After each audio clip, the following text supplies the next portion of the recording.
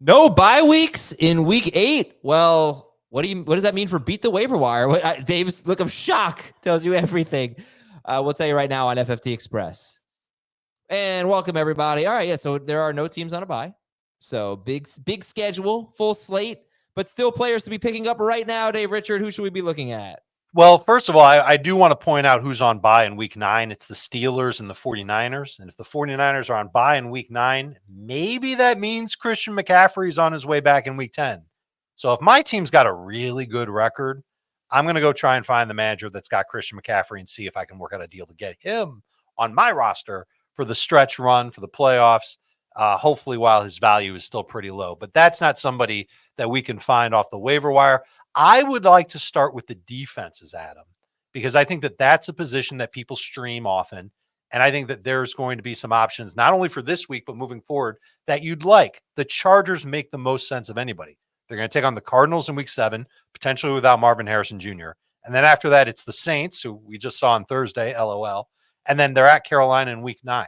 So there's a 3-week stretch, maybe even a 4-week stretch for the Chargers to be a good DST. Others that I would stream right now are the Rams and the Bengals. And the ones that I would go and pick up for week 8 are the Chiefs. They've got the Raiders. The Bears have the Commanders. That's a tough matchup, but the Bears have been so good. And the Lions, even without Aiden Hutchinson, they're taking on Tennessee. That's usually been a good source of fantasy points. Okay, it's a great place to start. I had the Chargers DST circled as well. All right, how about the offensive players? Let's start at quarterback. The ones that I think could be good beyond week 7. Honestly, I don't know if I've got a great one for like week 8. So if you're streaming quarterbacks, it's probably guys that are already rostered in a bunch of leagues. I was looking at week 9, Dalton against the Saints, Matthew Stafford. Maybe he'll have both of his guys back by the time he takes on Seattle in week number 9. Here's one for week 8, Justin Herbert taking on the Saints. We're going to pick on them. Herbert doesn't throw a lot, not a lot of upside with him, but maybe you can squeeze out 20 fantasy points. Yeah, Trevor Lawrence against Green Bay is interesting to me. And then the best beat the waiver wire to me is Tua Tagovailoa. Yeah. 50% rostered. Arizona in week 8. Pretty, a good and bad schedule, but a good enough schedule, but a really good matchup in week 8 if he is back. Obviously, we don't know if he's back. Right. We have to say that we don't know when Tua Tagovailoa is going to come back. We just know that he plans to come back, and hopefully he's doing well, and he'll practice for a week or 2 before the Dolphins put him back on the field. But when he comes back, that whole offense should change dramatically. Okay, my friend. Who else on offense? Running backs, receivers, tight ends? I like that Justice Hill is taking on the Browns in week 8. It's a weird name to start with, but we know that Cleveland's run defense is legit. We just saw what they did to Saquon Barkley. And when the Ravens typically take on teams that slow down their run game, they take to the air, and Justice Hill gets more opportunities. So he's one that I would go with. There's a bunch of running backs that are still like interesting that you could use this week, week 7. There's Garendo, Sermon, and Goodson for the Colts. Sean Tucker is still pretty underowned. He could end up being the best running back in Tampa. And then guys that are stash worthy, I don't know if I would start any of these guys anytime soon, but just to have them on the bench. Trey Benson, Jalen Warren, Jalen Wright, Kamani Vidal, Roshan Johnson is a deep league stash. Okay. And you didn't say Zamir White, right? I would never. Okay. We're trying to help people. Bears wide receivers, they're at Washington in week 8. They are. Who's available on the waiver wire? You can get Keenan Allen or Roma Dunze, perhaps. Yeah, right, not more. But the other guys are fairly available. I think they're in the 60-something% range. Sure. Jalen Tolbert is a good stash receiver. They're taking on San Francisco in week 8. It's not an easy matchup, but I do think that they are going to – I think the die is cast on Dallas, and they're going to be chasing points in a lot of games. And as long as Brandon Cooks doesn't come back, Jalen Tolbert's going to be in a position to put up some good points.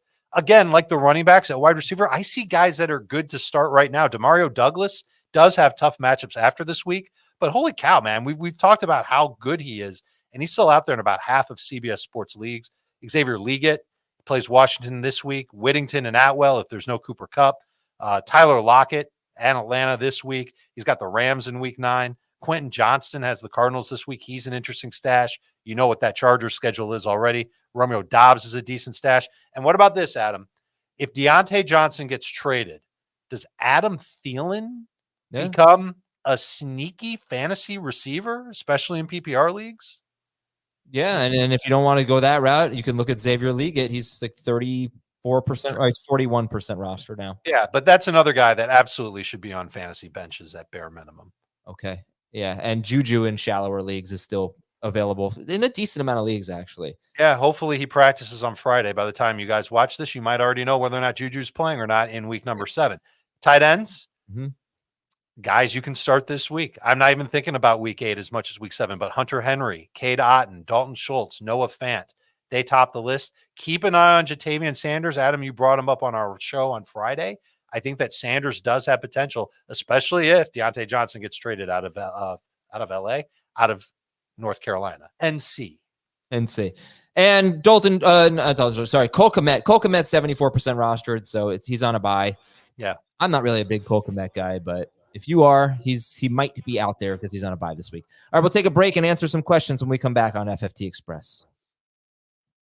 Okay, so here's some questions. Kirk Cousins or Drake May?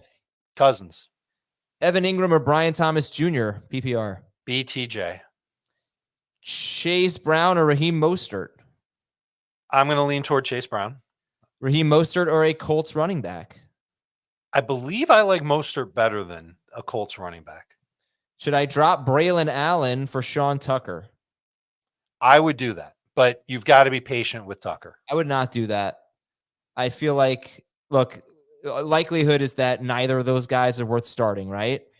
So you've got not now. Yeah, but who's got a better chance to be a must start? It takes one injury for Braylon Allen. It takes 2 for Sean Tucker. What if I told you that I thought that Sean Tucker could have, if he continues to play well, could just be the lead back in Tampa sooner than later? I don't know, man. Like, based on one game, what has Bucky Irving done?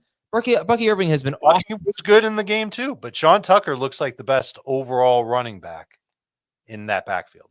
I don't know. All right. Well, then why wasn't he playing ahead of Bucky Irving? Because like he had one better game than Bucky Irving, but Bucky's been really good basically every chance he's gotten. Mm-hmm. All right. I go with the 2-headed monster instead of the 3, but all right, you heard it from Dave. He thinks Sean Tucker just has a better chance of ascending than Braylon Allen. Evan Ingram, Sam Laporta, or Tucker Kraft, who have to drop one rest of season. Oh, for the rest of the season. Oh, I can't drop Laporta. I just can't do it. I think I'm going to drop Kraft from that group of 3. Would you trade one of those guys? Would you trade Puka for Deontay Johnson and Jalen Waddle? Oh my gosh, yes. I'm getting those 2 guys for Puka Nacua? Yeah. Yeah, definitely, yes. Geno or Mahomes? Geno. Sam Darnold or Brock Purdy? Darnold. Kincaid or Kraft? I believe I have Kincaid higher. And Juju or Ridley? Well, if he plays, Juju is the easy call. James Cook or David Montgomery? Montgomery. And by the way, while we're on the subject of beat the waiver wire, any interest in a Tennessee wide receiver next week? Who do they have? They have someone good, right? Next week they play the Lions. Yeah. Any interest?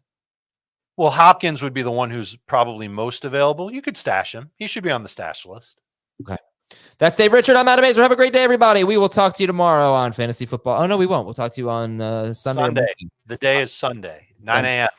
Right here on YouTube. Oh, there's that. Not right. If you're listening on a podcast, it won't be right here on the podcast, but it will be on YouTube.